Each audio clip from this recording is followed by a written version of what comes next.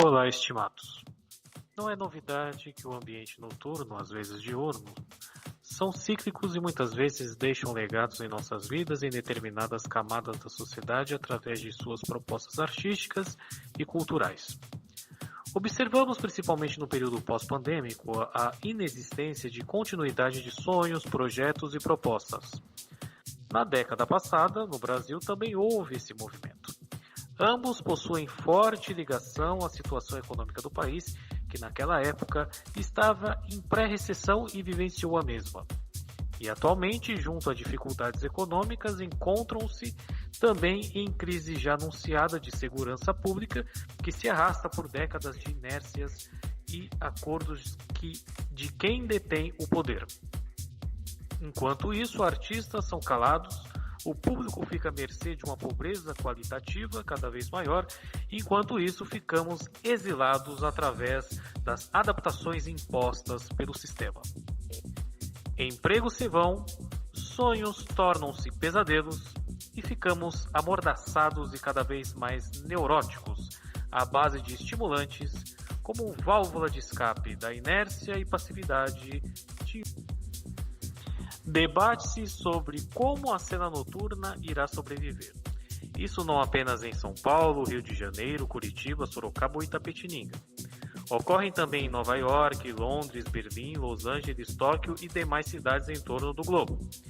As décadas de 1950 e 1960 foram progressistas, seguindo pelas dançantes décadas de 1970 e 1980, as atitudes das décadas de 1990 e 2000 e, por fim, as monótonas décadas de 2010 e 2020. As novas gerações não foram preparadas para seguir esse legado. Quem ainda mantém as cenas existentes vivas, seja o samba, hip hop, eletrônico, reggae, rock, forró e etc., é a geração a partir dos 30 anos. Elas ainda consomem e estão presentes nos coletivos, undergrounds e casas consolidadas que ainda resistem a esse movimento de descontinuação. Enxergamos que mesmo os festivais que foram desenvolvidos com muita luta e que foi marginalizado e tratado à base da clandestinidade até o início da década de 2010, conseguiu a sua ascensão, porém já encontra desafios a serem superados não devido ao público, mas orçamentos e valores de ingressos cada vez mais altos, excluindo muitos de terem acesso a novos sons audíveis e criativos. A contrapartida desse cenário são muitas vezes editais públicos, acompanhados de uma burocracia habitual, verbas liberadas e público ausente.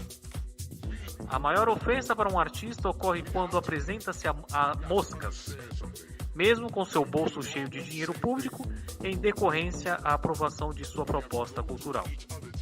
Os incentivos culturais são importantes, porém é necessário saber envolver o público e levar uma proposta interessante para assim esses recursos que são oriundos dos nossos impostos sejam melhores utilizados.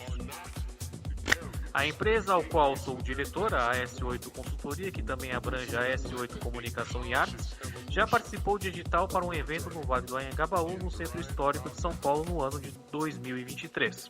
O pagamento dessa prestação de serviço ocorreu no começo de 2024, após alguns desgastes desnecessários e omissão por parte da empresa que estava responsável em desenvolver o evento.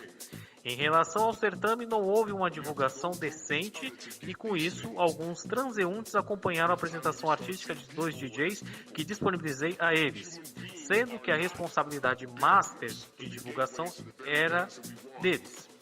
Enfim, o serviço foi pago, mas artisticamente houve... Novas tendências, como mencionei, são os festivais, as cafeterias e os Sunset Parties e At Hours Parties.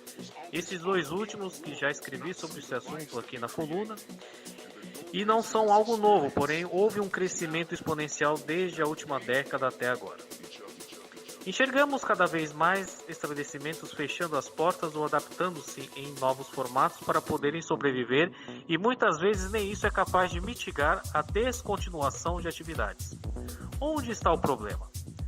Às vezes na burocracia em obter alvarás, outras vezes na corrupção em pagar um café ao agente público da prefeitura para a liberação do espaço, às vezes pela inadequação do recinto ou às vezes pela prática viciante de alguns agentes em garantir suas comissões, entre aspas.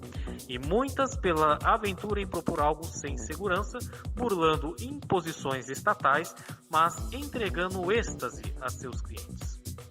Quando descobertos, comportam-se como nômades, criando de forma itinerante e cada vez mais afastados dos grandes centros, novos eventos com produtos sendo comercializados com valores inflacionados em decorrência do monopólio impossível de combater, mas presente e aceitável, afinal ninguém é obrigado a nada. Quem aceita esse cenário está ciente disso. Em grandes centros ainda há opções.